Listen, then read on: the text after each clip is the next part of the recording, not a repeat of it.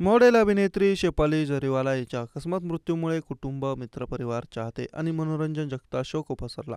शेफालीला काटा लगा गाण्यामुळे रातोरात प्रसिद्धी मिळाली, पण तिला सुरुवातीच्या काळात अनेक खोट्या बातम्यांना सामोरं जावं लागलं.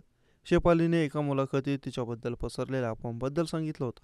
शेफालीचा कॅन्सरने मृत्यू झाल्याची खोटी बातमी पसरवण्यात आली होती. इतकंच काय तर शेफालीच्या भावाने तिची हत्या केल्याची अफवा पसरवली होती, पण प्रत्यक्षात तिला सक्का भाऊच नाहीये.